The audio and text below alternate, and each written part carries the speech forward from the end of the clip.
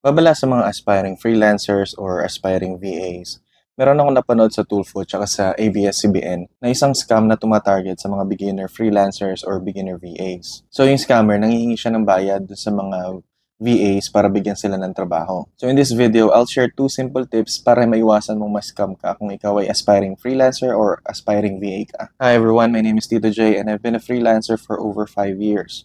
Specifically, I'm a freelance hiring manager. I know madaming gusto mag-freelancer or maging VA sa inyo dahil gusto nila ma-experience yung benefits. So, unang-una is nakakapag-work from home ka.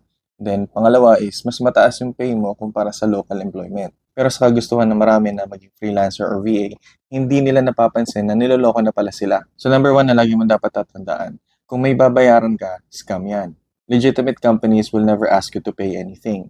Ikaw yung naghahanap ng trabaho, so dapat ikaw yung bayaran, not the other way around. Kaya kung nanghihingi ng fee, kahit pasabihin lang refundable yan, scam po yan. So, iwasan nyo na po yun. So, number 2, para makaiwas ka sa scam is you need to do your research. Unang benefit ng pag-research ay it gives you the edge for your interview. Dahil madaming interviewer nagtatanong ng what do you know about our company? So, kahit tanungin ka nito, madali kang makakasagot at may impress mo pa yung nag-i-interview sa'yo. Yung pangalawang benefit nito ay dito pa lang malalaman mo na kung legitimate yung company or hindi. Kasi while you're doing your research, pwede mong makita kung meron mga negative feedback, or kung meron na bang na-scam tong ganitong klaseng company or yung tao na to. So kaya lagi mong tatandaan, walang manloloko kung walang taong magpapaloko.